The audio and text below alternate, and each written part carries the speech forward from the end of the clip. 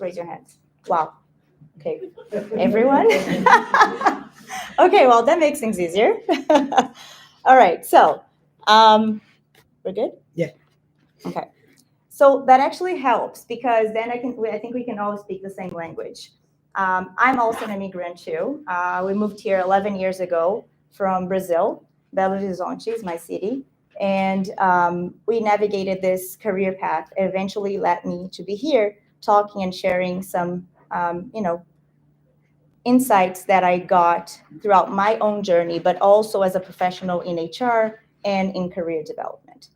So today, I want to first acknowledge all of you that are here in the room and also live with us because there are levels of investment in your career. One of the questions that I usually ask my mentees is how many hours a week are you willing to invest in your career? I've asked you guys some of these questions, right? Because I can give you all the direction, I can provide some insights, I can present you to people, but if you actually don't do your part, nothing will change, right? And the reason why I like to talk about the levels of investment is because there are a bunch of people that are just, follow me on Instagram or following me on LinkedIn. I usually post a lot of videos, a lot of information, and that already, there's actually one person that I know that he was able to apply a bunch of that information and change his resume, and actually he got a job. So you can actually do a lot with information that I've been sharing so far. But you guys are actually doing the second step. You guys are here. So you are, like I'm saying, like you're here in the masterclass. So you are investing a little bit more your time. You made it through this you made it through the TTC, and you're here, right? And everyone who is online too. Here, you're having access to some extra information. You're having access to networking of people. You're going to be able to share information. You're going to be able to share your story and actually learn from each other too. There's the third level, which I'm going to talk a little bit further, but there's the fourth level, which I call the individual mentorship, career mentorship. So a lot of people say, you know what, Marina, everything you're telling me is great. I can really relate and I can try and apply everything that you're saying. However, I need some guidance. I need you to hold my hand and actually go with me and show me the path. So for those type of people, we have the individual mentorship. However, not everyone can afford the individual mentorship because obviously it's something that I'm dedicating one-on-one. So it's obviously something a little bit more expensive, right? And also the time for this. So that's why I end up creating what I call the third level of investment, which is the career mentorship group. So some of you that are here today actually were part of our group, and I'm very happy to see you guys here because that is the investment where we can actually learn from each other. And I was so happy because as I was getting ready here, we have our group from the previous mentorship, and they were chatting in the group, and they're like, oh, I'm here already. Are you guys here? Like, where are you? And they were all sharing and kind of like, oh, let's grab a coffee before. So it became a tight group of people that are helping and supporting each other because more than having a great LinkedIn, a great resume is to have a support network. And I'm not saying just a support network from like introducing you to people, but an emotional support network. Okay, it's very challenging to be here as immigrants. It's very challenging to be here just by yourself and trying and being like, why I'm sending like thousands of resumes and nobody's getting back to me? Why I'm being ghosted? Why do I feel like I don't belong? Why? I don't know. Why do I never go to interviews? Why do I never pass the first round? So having people to talk to and having people to discuss and be like, I actually go through this as well. But you know what? Like, we're here cheering for you. Like, whenever we were like in our group as well, they were like, oh, I'm going for an interview tomorrow. Everyone was like, yes, you got this. Let's go. Right? Because it becomes that support network.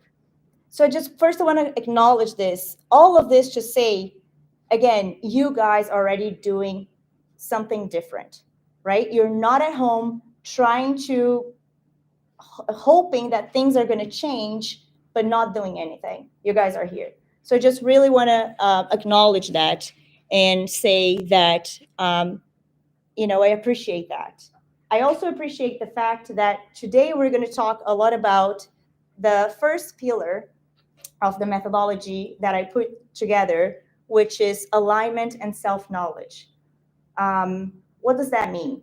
We're here to reflect, to think about it, to discuss, and to plan ahead. A lot of people come to me, and that is probably like one of the messages that I get mostly is, hey, I need a LinkedIn optimization. I heard you're really good in LinkedIn. Can you make me sound better on LinkedIn? I'm like, sure, but like, where do you want to go? So that is always my first question. Where do you want to go? What is your target?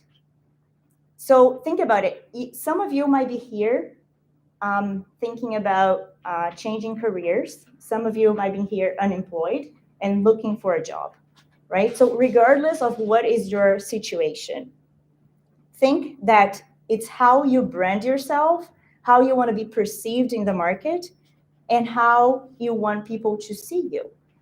If you do not know how you want to be seen, there is nothing we can do that is going to help that. You can say, I need a job. I just need a job. But what? What kind of job? Right? We need to understand what kind of job do you want? What are the possibilities? Like, do you want that to be remote? Do you want that to be part-time? And we need to understand how does that fit in with the Canadian market, with the context that we're currently living. I have a client, for example, they were looking for a remote part-time job, but they wanted to work as a project manager. Part-time role for a project manager, remote, that's going to be very hard to find, very hard to find. So I had to have a very serious conversation with her right at the beginning, because I was like, let's understand. I understand that this is your goal, but let's now think about the context. Guys, like, again, we're all immigrants here. There are a lot of other great qualified professionals that are just arriving or just arrived in Canada, and they're in the market too. And they're okay to go to the office. They're okay to go to a hybrid role and to be full-time. So finding a part-time job remote for a valid qualified role, it might not be that easy right now, right? So I think we need to acknowledge that. But if you know what you want, you know how you can tailor your strategies to get there. And that's what we're going to focus here today. It's the alignment and self-knowledge. So think about it. So this actually has this on your resources too. This is what I call the candidate journey. The candidate journey. So I started this conversation with the understanding that all of you here can work in Canada, right? So this is like a non-brainer. I'm not a consultant, an immigrant consultant. I'm not going to worry about that. I come with the assumption that you all can work here and that you speak English. And that is actually one of the reasons why we decided to do this lecture, this masterclass in English versus in Portuguese. And that's actually one of the reasons why now I'm talking to the previous class that we said, you know what? If the person wants to find an opportunity in Canada, they need to come with the assumption that they know how to speak English. If English is a situation for you, I would say focus on your English right now. Then you think about how to find a very qualified opportunity in Canada. Because here we talk about qualified opportunities. And again, nothing wrong about, coming to Toronto and taking 10 steps back, and like working, in coffee shops, working in whatever is, you name it. That's nothing wrong with that. But here, my purpose is to help people, is to help individuals to find their career aligned to what they want to be. Whatever, if it is whatever they did back home or whatever they want to do now, but my purpose is to help people to find qualified roles, right? And so let's go with the assumption that you guys have work permit and the English is okay. Then we work in trying to understand that you know where you want to go. So just raise your hands here. Who has, like, raise your hands if you're very clear where you want to go. Do you have that clarity? Okay. I want to say half of the room. Okay. A lot of people do not know where they want to go. So there is, there's a bunch of like books and says, like if you don't know where you want to go, any place is okay, because if you don't know, anything will work. So let's take a step back, and today we have those activities for you to reflect and think about where you want to go. I'm going to talk a little bit about my story, and you understand why this is so important to me. I am a psychologist.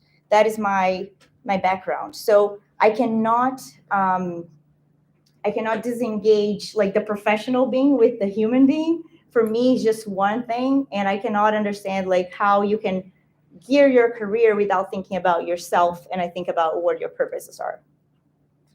Then once you know, okay, yes, I want to be a project manager. That's what I want to do. Then we're going to talk about your updating your resume and your LinkedIn. Because again, if I don't know where you want to go, how I'm going to market you. So this is about branding. This is about being perceived in the market. A lot of people are trying to transition their careers. So let's say they were in customer service, now they want to work in logistics. There are some people that were, work in the kitchen and cook, and now they want to go to an administrative role. That happens a lot. I do a lot of clients that are transitioning careers. So what do we do in those cases? We focus on transferable skills, right? And I'm sure all of you heard that at some point, which is let's understand what those elements, like what are the common elements between those jobs and between those industries, and let's market you that way. Let's brand you that way. So everyone who is my client, you know that I hate lying, and that's something that I usually do not do. But a lot of clients come to me as well, and they say, okay, well, can I make something up? I was like, well, that's for you to decide. I usually don't think that this is the right thing to do, because we can find ways to show your transferable skills in a way that the market can perceive you that way. So that is my suggestion in terms of transferable skills. So who is looking for a transition of industries like this, something like very different and going to another industry? Just raise your hands, please. 1, 2, 3. Okay, so a few people. And I understand that this can be even a bit more challenging, right? So again, focus on your transferable skills. That is going to be the most important thing for you to really help to, we got it, thanks. For you to really position yourself and being perceived that way. Once you know where you want to go and how you're branding yourself, then we need to know how to search and find for opportunities. Depending of the role that you are applying for, you're going to use LinkedIn. Depending of the role, you're going to use Indeed. A lot of people are like, oh, I don't like Indeed. But let me tell you, for Canada roles, you should use Indeed a lot, even more than LinkedIn. Okay, so there are way more opportunities there, and I would encourage you to use Indeed a little bit more than LinkedIn. Think of LinkedIn as a whole. Think LinkedIn as your social professional platform, not only your job search platform, whereas Indeed is your job search platform. LinkedIn is where you're going to be seen, you're going to be receiving invites, where recruiters are coming to you, where you're going to be networking with people, and obviously looking for jobs as well. But depending on the role that you're applying for, Indeed is going to be your best bet. Once you know how to search and find opportunities, we're also going to discuss how you network with people. I am sure that at some point you were like, but I don't know anyone here. Like that usually is one of the key pain points that I hear is like, well, but my friends are all from soccer, are from, I don't know, from tennis, or, people that I know in the university, and they're also looking for jobs. But let me tell you, these people know people, right? At some point, they're going to know someone who knows someone. And that's how 83% of the roles worldwide are closed today. It's through network, it's through referrals. So it's about you opening your mouth and talking to people. And that's again, one of the reasons why we're doing this in person is for you guys to have opportunities. And again, some of you here, I want to say the majority of you might be looking for a job. So you might be thinking like, what can I add? I am sure there's something that you can add. So my goal for you today, for you guys that are in the room, is that you talk to at least 3 people by the end of this event, people that you do not know, and introduce yourself and say what you work, what you want to look, what you want to do, and see how they can help, because everyone here is in the exact same situation. So use this as an opportunity to build community. Then we're going to know how to apply for jobs and customize your resume. This is also super important. Who hates customizing resumes? Everyone hates, yes. Well, there are ways for us to make it a bit better. Like you can use AI, right? Obviously that helps, but there are a few things that you can do to make it better and less of a hustle. However, it does make a huge difference. There is a saying that says a lot of people, they just use the spray and pray technique, which basically they just go like throwing their resumes around, like spraying their resumes and just praying that someone is going to call them. That's not going to happen, right? Like people will be like, oh my God, I'm so tired. I sent 100 resumes this week. I'm like, yeah, no, you're doing the wrong thing. Like it's not a numbers game from that perspective. It is a quality game. Numbers game, yes, but with quality. So knowing how to customize your resume and applying for the roles, how to find a human being in the process is the most important thing.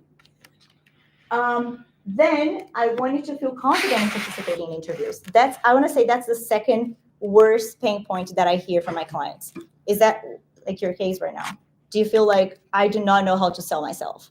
I do not know how to, conduct an interview or really show my skills. Yeah. So I actually have a client that she was not applying for roles because she was afraid of being interviewed. I swear to God, she was super qualified. She's actually employed now. And she was so afraid of like going through interview process that she was like, I cannot even apply because they're going to call me and I don't know what I'm going to do. So we worked, that was a 6-month program that we did to really work on her confidence level. And eventually she's now super well employed. She's really happy. And but it was a confidence boost as well, working with the interview prep. So that's a really important thing. And know how to negotiate salary and benefits. Okay, this is key. When I first got here in Canada, my first salary was $36,000 a year. Okay, ridiculous. And I had no idea that I could actually negotiate the salary. I was just like, yes, please, I'm going to sign. It's all good. I had no idea what I needed to do, what I could ask for, if the benefits were right or not. So this is something that I make sure that I talk to my clients about, because you need to know what you're signing up for. You need to know about the benefits, the vacation, like the basic stuff. Obviously, you can Google it, you can find. But like, can you negotiate a sign-in bonus? Can you negotiate like a later start date? You have a vacation booked. We're all worried about those things, right? Like those things are something that you can discuss, and having someone to discuss those things with you makes a huge difference. So knowing how much to ask for and what kind of benefits and how to negotiate a salary, that also puts you in a different perspective amongst other candidates. And feeling ready about starting your first day. So that's a long journey, right? And again, ups and downs. The reason why I designed that way, because there are some ups and downs. There were days that we found it, that we met the team and they were like, I'm not feeling great. I'm not feeling well. And then Stephanie has a thing about giving a virtual slap, right? Okay, we need a virtual slap here, guys, just to kind of like wake up and make sure that, rock the boat. So like the ups and downs, they're real, okay? They are real. And the reason why I focus on like alignment and self-knowledge is because knowing yourself and knowing where you want to go, it's what is going to keep you in this journey. It's what is going to keep you until the end. Because there are going to be a lot of things. There are going to be a bunch of no's. There are going to be a bunch of ghostings. Those are real. Scams, oh my God.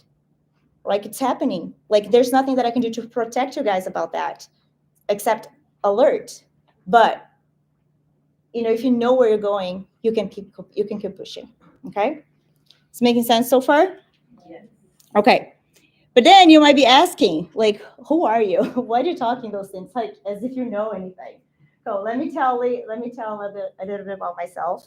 My name is Marina. I've been in Canada, as I mentioned, for 11 years, and I want to just share 3 lessons that I've learned throughout my career and my time here. As I mentioned, I graduated in psychology, and since my 4th semester, so my 2nd year, I've always worked in HR. My first internship was in career development, actually. It was my first one. And eventually I did some HR, I did recruiting, training, learning, things like that. And I've always loved HR. That is my thing. Like, that's something that I can talk about hours and hours and hours. That's something that I really love. And I was working in consulting back in Brazil. It was already like my 6th year in the industry. I was already making good money. I was working with big mining companies, always in HR. And then I met Pedro, and we said, you know what, let's try something different. I feel like we're from Belo Horizonte. Belo Horizonte can be maybe too small, too, I don't know, traditional for us. And we said, you know what, let's explore. Let's move to Australia, Canada, and we decided to move to Canada. We did a lot of research. And even doing a lot of research about salary, about housing, price, cost, everything, we still were surprised by a bunch of things, right? And as soon as we got here, at the time there was the possibility of coming as a couple, and he went to college, I got the work permit, like all those things, and eventually got the PR and the citizenship. But with that, so that's why I joke that Pedro was my first client, because as we were thinking about our move here, we thought about, okay, so who is going to do what? I had already a post-graduation degree. Pedro did not. Both of us had a really good, like, we already spoke English. Pedro even better, but we spoke English already at the time. But I already had 6 years of experience in the industry, and Pedro did not. So we looked at like the couple strengths, and we're like, okay, so it makes more sense for Marina to go to the market and find a job quickly, and Pedro to go to school. So that's how we decided that. Pedro went to school, I went to find a job. As soon as I got here, I went to the Service Ontario and the Access Employment. I'm sure you guys know about that. So it's a government agency that helps, new immigrants too. And I remember like spending hours there. Like, I remember like writing everything, understanding everything, like really doing some research, going to the library and doing some research. And I remember that they mentioned, listen, you're going to go and like really have to show yourself. You're going to have to sell yourself. You're going to have to kind of like knock on the doors or even call people and introduce yourself. I'm like, no, I'm not going to do this. Like, all my jobs back in Brazil, like, I knew someone, it's my dad's friend and like someone like my university teacher that invited me. Like, I never had to look for a job. And I'm like, no, how am I going to do this? Like, and even like, I feel like I'm someone with attitude. And like, even I was like, I don't think I want to do this. I remember going back home. It was December, like this amount of snow in the street. And I went back home and I was like, Pedro, I can't believe I'm actually going to have to call people and companies like about, like, and present myself and introduce myself. And he's like, well, okay, well, you got to do what you got to do. And I was like, okay. So I created an Excel table, and I started Googling all recruitment agencies that were around the area. I used to live at Yonge and Eglinton. And there are a bunch of recruitment agencies in that area. So I started mapping them out, and I wrote down the phone number and the address, and I started calling them. And one of them, I actually knock at the door, like no appointment booked, anything. I just literally pressed 2, and I was like, okay, I'm here because I want to apply for a role. They're like, which role? I was like, I don't know, I want to work here. And they're like, okay, well, we don't have any openings right now, but actually Accenture is hiring. So I was like, okay. So I know Accenture. It's a huge company, of course. I want to interview for that company. They're like, okay, do you have time to analyze? Yeah, absolutely. Let's go. So we went to a room. They interviewed me on the spot. Next day, I had an interview with Accenture at 9 a.m. I got a role with Accenture within a week. So within my first 3 weeks in Canada, I had 2 job offers. I could choose. So the reason why I say to you guys that you can choose is because I know you can. I've been through the same situation. At the time, there was no there was no like facilities and like all the digital world that we have today. I'm talking about 11 years. It seems a lot, but also there's a lot of differences, right? So attitude is really what is going to set you apart. This, like one of the interviews that I had, that one I actually did not get the offer. He said, listen, I feel like I wanted to give you this role just because I almost said something like it's a snowstorm right now. I had other 2 candidates, they all canceled on me, and you came to the interview. I want to give you this role, but at the same time, there's someone else. Well, so he was very honest with me. He said there was someone else already marked. Again, network. So the person that was going to be chosen for this role was someone that they knew already. But again, he did mention, right? Like the fact that I was there, even with the snowstorm, is what was setting me apart. So that's what I want you guys to think. Again, I can bring you up to here, but the end is you, right? I can teach you and I can show you a bunch of things that are going to differentiate you from others. I can tell you what the recruiters want to hear, and I can like really prepare you for the interviews. But if you do not do your part, nothing's going to change. Right? So that's why I really like this is a shared result, basically, right? I also want to talk about how important it was for me to find out that I was in the driver's seat of my career. So I took the job from Accenture. I stayed there for 7 years. I just first joined in HR, so I was in recruiting, did some HR, and eventually I went to the consulting side of the house, did some HR consulting with them as well, and I left, went to CIBC, and then I was invited to be the head of HR of a technology company. That to me was the highlight of my life, my professional life. I was like, oh my God, I cannot believe that I actually was invited for this role. Like that is the top role that I can have in my career as an HR, is the head of HR. And I got this role, and I was like, I don't know, 37 or something. And I was like, I cannot believe that I got this. I was so happy. I was thrilled. But at the same time, I was unhappy, and I was about to have my 3rd burnout. And as soon as I realized that I was already like 6 months in of this role, I started thinking about changing my career and opening my own business. When I realized that I was in the driver's seat of my career, that even having a great salary, even having, a great title, I was not as happy as I thought I could be, I decided to change. So that is my lesson too, and this lesson that I wanted to share with you guys. You are in the driver's seat of your career. Again, you're the one who's making the choices, who is deciding if you want to turn, if you don't want to turn. If you want to have a hybrid role, a remote role, if you wanted to upskill or not. So it's up to you to decide what you want to do. And my lesson 3 is for me, there's nothing that you can do that you can separate the personal to the professional life. So again, that's why I go back to the pillar number 1, which is self-reflection and knowledge. The reason why my company is called Vida, and I don't know if everyone speaks Spanish or Portuguese here, but Vida means life in Portuguese and Spanish. So the Vida for me, again, is something that you cannot separate. Oh, I'm super, super happy, and then therefore I'm happy as a person. Like, no, like you're one person, right? So to me, like I have to talk to you and treat you as a whole. So once I understood that in my life, that's how I was able to combine and really understand my purpose. And it's funny because I'm seeing Julio here, and I remember we had this conversation about how purpose is important to me, and he's like, honestly, to me, not so much, right? He's like, I just want a job, right?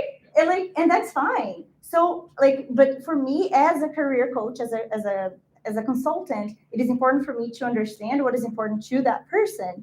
And then for me, for Judah, for example, I don't have this type of conversations. Like for him, okay, just find a job. That's fine.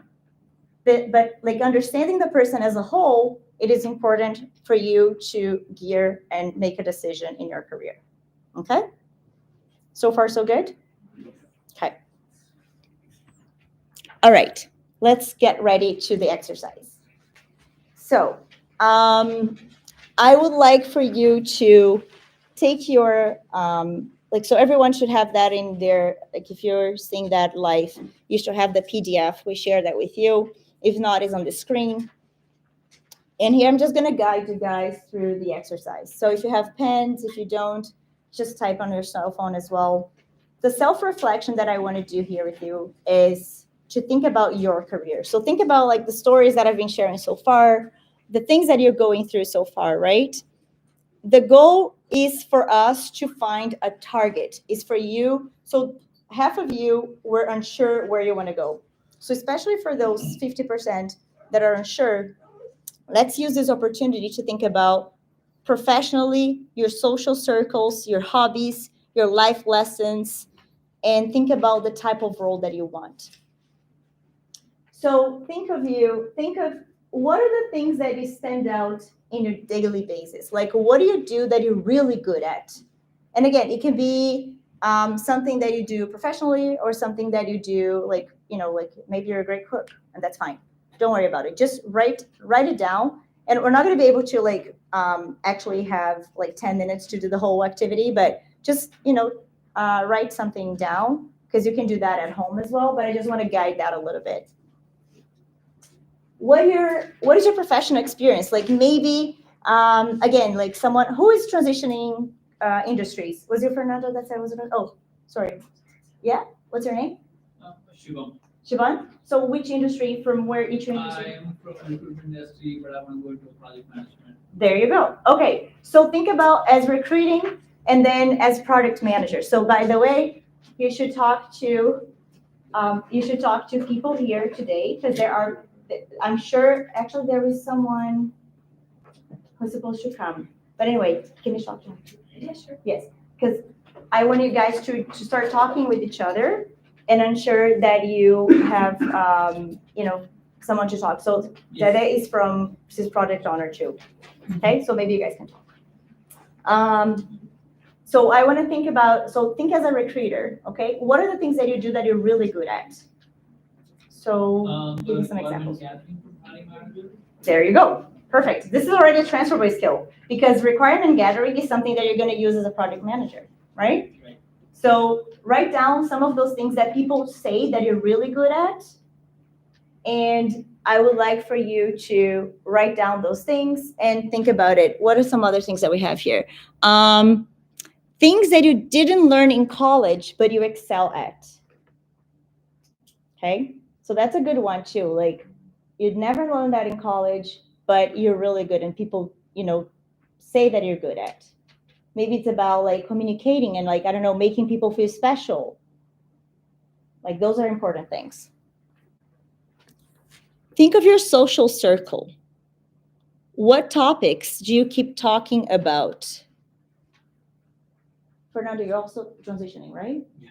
So which area you go? You're looking Well, at? back in Brazil, I graduated in the fall, Mm-hmm. so I'm a lawyer. Mm-hmm. To qualify here to work as a lawyer, it's a lengthy process, and I Yes. was not that happy with my career Yeah. back in Brazil. So I'm still struggling to discover think. myself and to think which path. Uh-huh. And I have a few Ideas. So think about, as a lawyer, what did you do back home that you excelled at? Like, were you really good in, I don't know, writing contracts or writing the pieces, right? Were you really good at the part of where you're actually talking with the clients or negotiating terms. Like what are like some of those pieces? So write it down because those are going to be important for you to think about where you want to go. Okay. Your social circle. So again, so remember how I said that Pedro was my first client? And the reason why he was my first client, because Pedro loves sports. Okay, so he's really good at sports. He talks about sports a lot. So I found this course that it's called sports journalism. And I was like, Pedro, that's totally for you. Like, this is something that he talks all the time. He actually did the course. He actually loved it. He didn't stay in the industry for too long because it doesn't pay that well. But he actually worked for 2 years or so, right, at Sportsnet. Sportsnet. Yeah, there you go. So think of your social circle. What do you talk about all the time? So again, that could be a career for you. Okay. Your hobbies. What are you good at? Are you really good in organizing things and communicating? Again, there was another client of mine, really good at organization.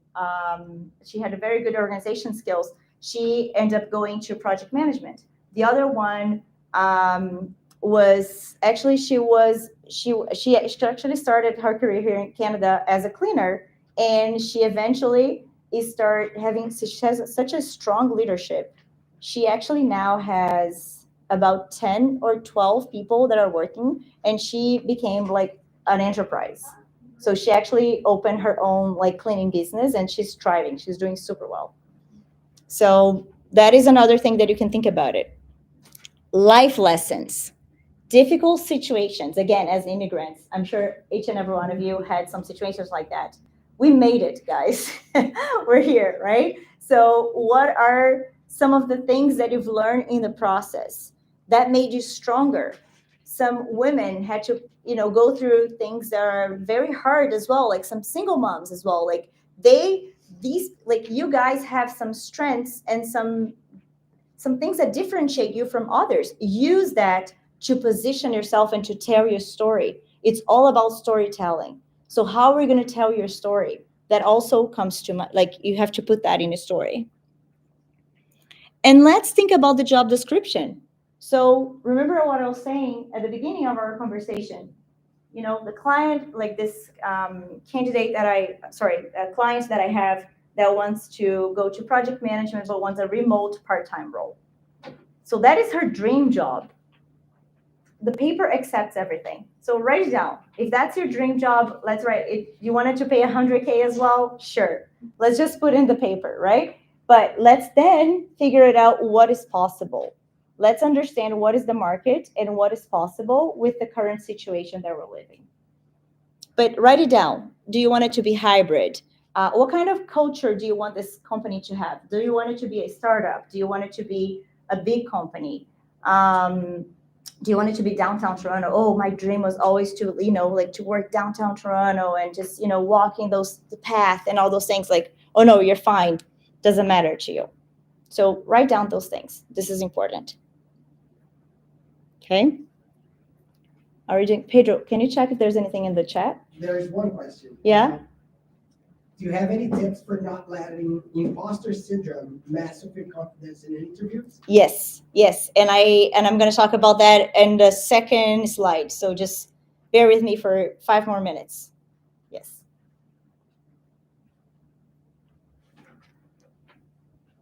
Okay. So conclusions. So in the last row there, so what did you reflect while doing this exercise? What possible areas could you work in? Okay.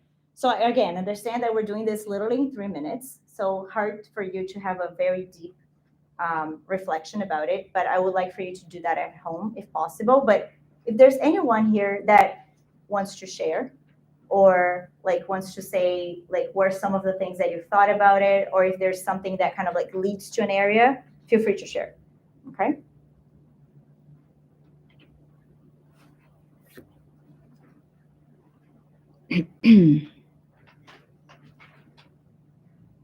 Okay. So now, as we reflect about things, we need to bring this to action plan, right? So I've been saying since from the beginning as well, attitude is what is going to set you apart. You can dream about everything, but let's bring this to reality. we have to make it tangible. We have to make it actionable. So what are some of the actions that you need to take to ensure that your career plan is doable, that you can achieve that? So again, those are the three pillars, right? So alignment first. Do you have the necessary requisites to work in Canada? So do you have your visa? Do you speak English? That's the basics, right? Do I know my skills and how to position myself in the market? If that's clear to you, just like you guys can just write yes or no to some of those questions so we can understand how you feel about as a target plan and how prepared are you to go to market. Have you defined your target area? So again, if that's a no, that's where we stop. Okay? We cannot even go further because if you don't have your target area, again, how we're going to position yourself. And one thing that I want to say is our decisions, they're not lifetime decisions. You can change those decisions. You can be a recruiter now and you work as a recruiter for a year, and then you decide that you actually don't like recruiting, you want to be a product owner. That's totally fine. You can change your mind. So I think we put a lot of pressures on ourselves as well to make decisions that are going to be long lasting, that are going to be forever. It does not need to be forever. So let's take this, this burden out of us in that sense and think about even transition roles, right? If we are talking about an area that you're transitioning from an industry to another industry, and sometimes that gap might be too far, it's okay for you to have a transition role as long as this is aligned with your strategy, right? As long as you understand that this is taking you a little bit closer to where you actually want to be. So having that transition role is totally fine. But again, it's important for you to understand where is that endpoint for now. Maybe in 2 days is going to be something, or in a year is going to be something else. And again, it's fine. You can change. You can change the course. Then let's understand that you have all the alignment done. Planning and preparation. Is your resume and LinkedIn optimized and aligned with what you're looking for? Raise your hand. I already saw a bunch of nods, like no. No, not sure. Yeah. So yeah, if you're not sure, just write it down. Like maybe it can be better. Are you familiar with the platforms, with the job platforms, and how to find opportunities in your field? Have you established a network of contacts that can support you professionally? So what are you guys doing professionally to enrich in your network? Anyone wants to share? Anyone going in the extra mile, doing something different? Yes, please. Yeah. Go ahead. So I usually look for events in companies like because I want to do technology, so Uh-huh. I need to go to Snowflake, Mhm. Deloitte events, and then I kind of do some networking. It was really nice. Like last year, I had an event for Rackathon Uh-huh. in Snowflake. Yeah. And I met some people from different companies. That's awesome. I had 2 interviews this year because of 3 people that I met. Wow. Year. That's amazing. But one problem that I have Yeah. is just that sometimes they got me on the interview just because I had the referral, but Mhm. they already have someone in mind. Yeah. Okay, that's a very good point. That actually we were talking about this right before we started today. So I'm not sure if everyone on the call was able to listen, but to hear. But basically, what she's saying is that Milena, right? Yeah. Milena was saying that her goal. So she knows her target, which is to get into IT, to technology, right? To work in technology companies. So you've been going to events in technology, and because of those events that she's been attending, she actually was able to get 3 interviews, right? 2 interviews, and got some contacts on those companies. So her question is, she felt that she was interviewed because she was referred, but not necessarily because you had the skills or because there was an opening. Is that right? No, actually, so the guy said, I will interview you, but I already have someone in mind. They already had someone in mind. Yeah. Yeah. Okay, so first of all, the someone in mind could be someone from within the company. And that is happening more and more, okay? Especially because of the layoffs. Companies are they're doing a reorg, right? They are reorganizing themselves, they're reorganizing the departments, and they are finding people internally to look for opportunities. So that's actually important because if you are currently employed today, and if you are in a company that has ability for you to have some lateral movements or changes internally, try to do that first. That's what I would suggest. Okay, unless you say like I do not want this company at all, like I want out from the company, then obviously that's like if that's not the case.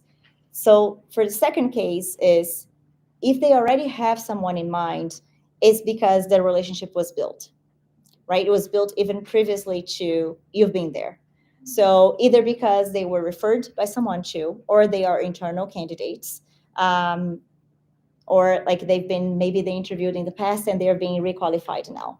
Okay, so that could be a situation. Again, there's nothing we can do to prevent those things. What we can do is to make sure that you are prepared. So like when we're talking about candidacy, we cannot really think about the other candidates because we cannot control those are variables that we cannot control. What you can control is you did your part, you did your network, you got referrals, and you got the interview that you needed. I am sure that if there is an opportunity internally and if there's an opportunity in the future, they will have you in mind. Because, and I know Pietra has something to share because she just faced something interesting, like similar to that. And a lot of companies, they take referrals very seriously, very seriously. So you can be sure that actually, for example, at Accenture, you will be listed in like with an icon, like a different icon, and people would call you first because you were referred by someone in the company. So those are like important things for you to think about it. Like, so keep doing what you're doing. Like having another candidate is something that you cannot control, right? But yeah, do you want to share? Yeah, I just wanted to share that one thing. I find it funny, but I started adding the recruiters that interview me. And I feel that in the beginning, when you add them, it feels like, oh, okay, you are not chosen to that specific job, but you add them and you become a connection on LinkedIn. And it happened with me last year. I did an interview and I added the 3 people that interviewed me in 3 interviews. And then it became like my connection, and then I saw another role, and now I became that person that they already have a connection, they were interviewing others, but I became that person because I built the relationship with the recruiter from there, So I feel that you can turn sides. Mhm. You can come from one to another. Or You can be that person, the chosen person. You can be that person like in a couple of months. Yeah. Because you've been interviewed already. You see what I'm saying? Yeah.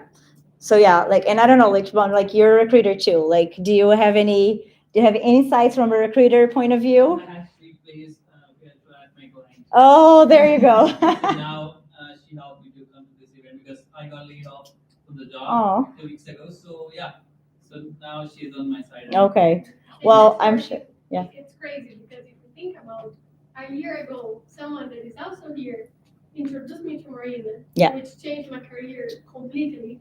And then I was hired from him, which I brought now because it's changing careers as well. So guys, Is a what network. you're doing here is amazing. And everybody that is here at certain point, you're gonna connect, it's gonna help each other. Yeah. Really, this is amazing. Yeah. Yeah, and just to add, I connected with someone in 2019, and this person reached me out for an interview that I was working for KPMG in Brazil. And then he was like, oh, I'm going to interview at KPMG, can you help me out? And then I was helping him.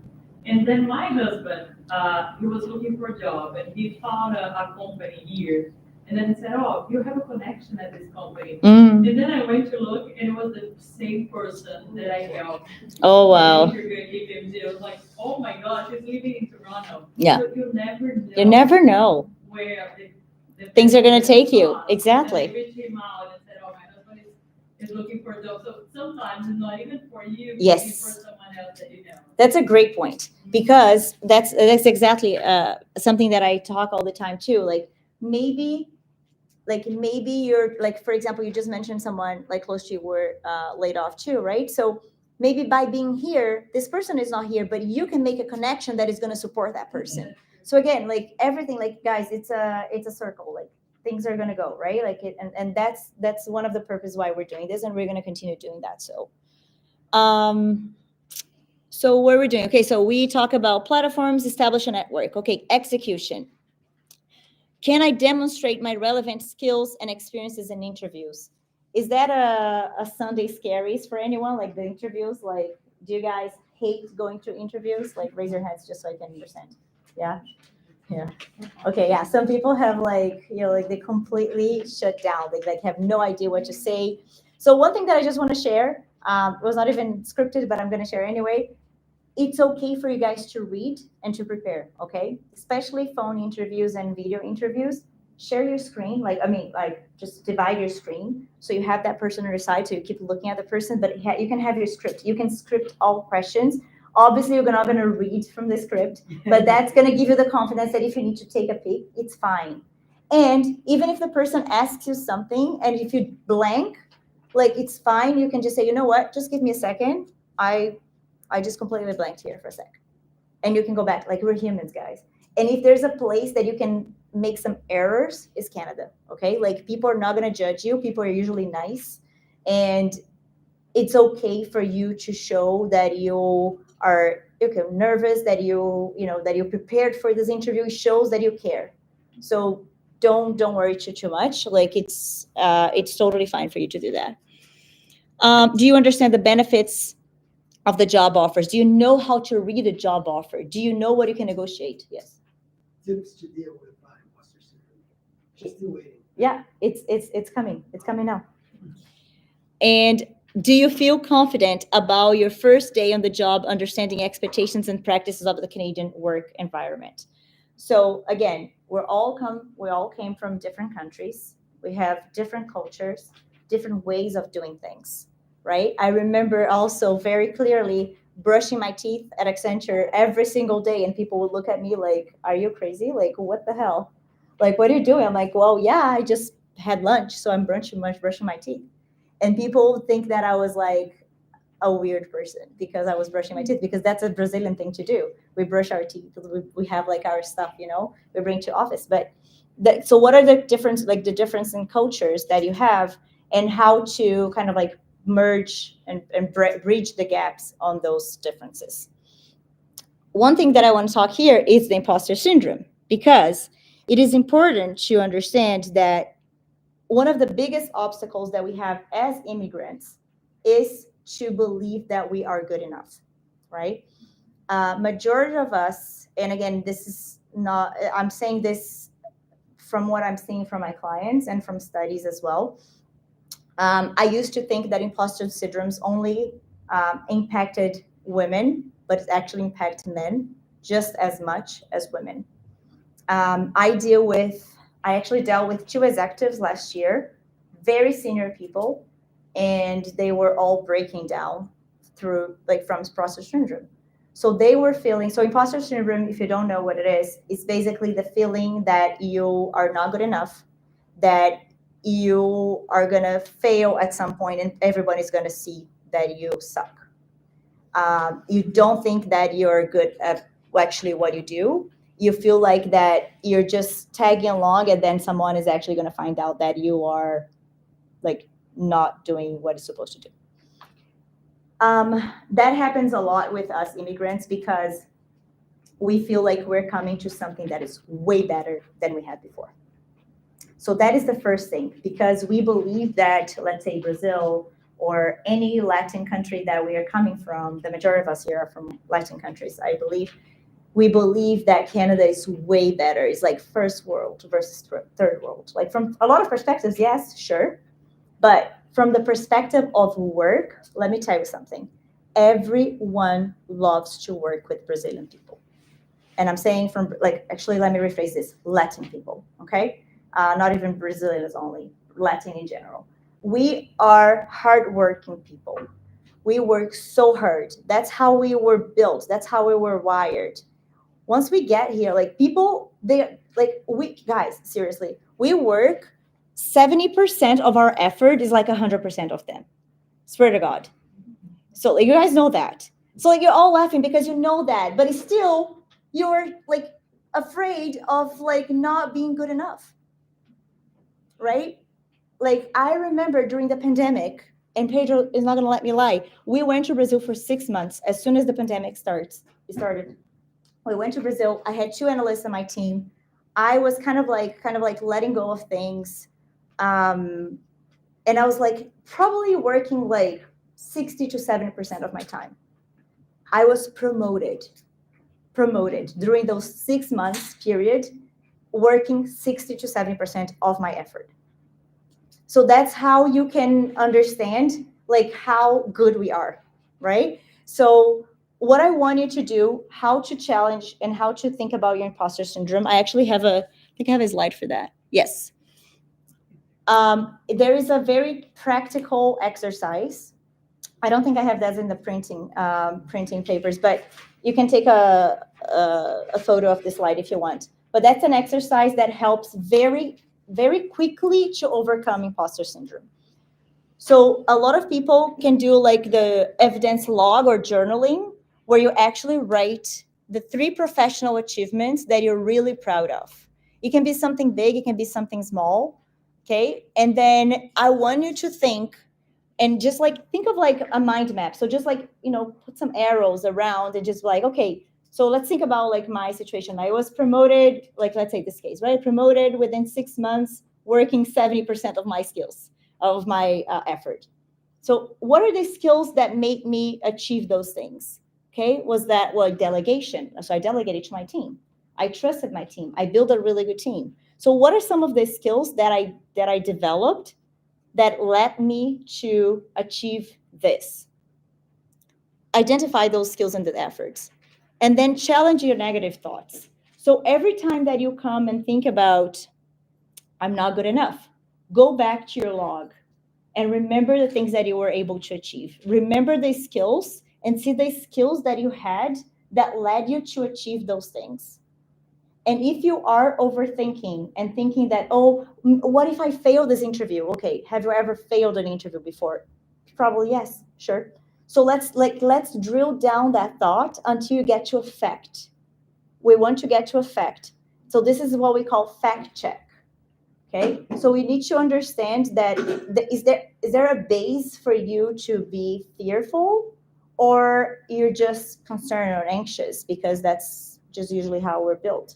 Okay, if you start linking your achievements to actual skills and things that you did, you're actually going to be able to overcome imposter syndrome with time. And guys, obviously this is not just by doing one exercise and you're good to go, right? This is a process. We're talking about a new habit. We're talking about reframing your brain. We need to show your brain that it can take a different path from the way that it has been thinking all the time. Because maybe you've been thinking that way for all your life, and now we need to show your brain that it needs to think a different way. It takes a different course. So that is going to take at least 21 days to build a new habit. So you have to rethink how you think about yourself. So start with this evidence log, challenge your negative thoughts, and drill down to understand what are the skills that you had that helped you to achieve those things that you did. Okay? Make sense? Yes. Okay. All right.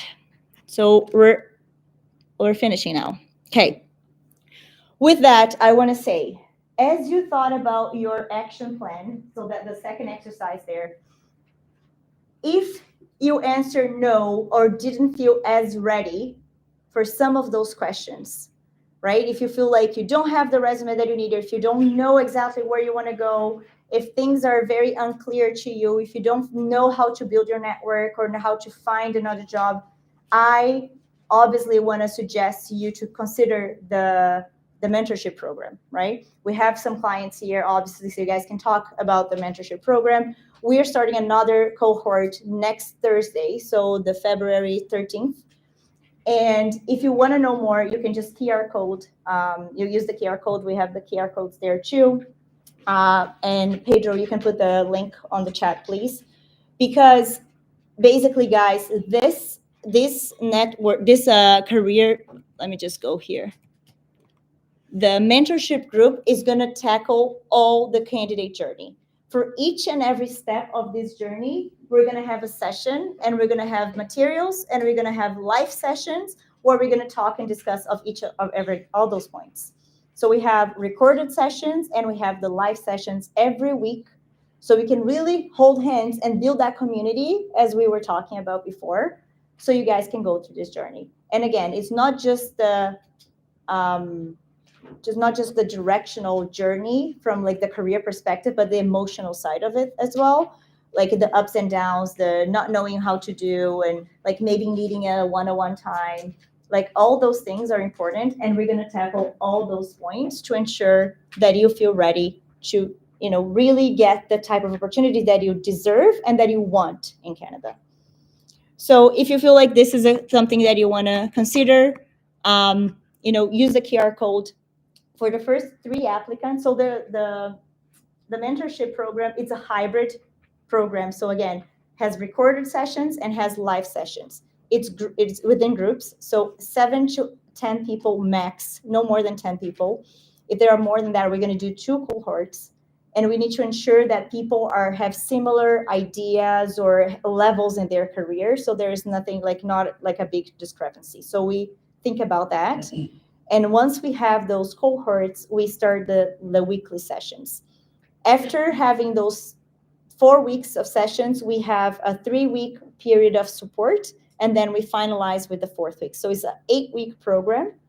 And again, everything is going to be happening live and through recorded content. For the first 3 people who apply, you guys are going to have an extra session individual with me, because all the sessions, obviously, they're happening within the groups. But through feedback that actually I received from these guys, we are actually adding interview prep session separately with each one. So that's feedback that we received from the first class, and we're adding a feedback session for interview prep. And on top of that, for the 3 applicants, you're going to have a separate individual session with me on any topic that you need. Okay? Any questions on that? Okay, we're good?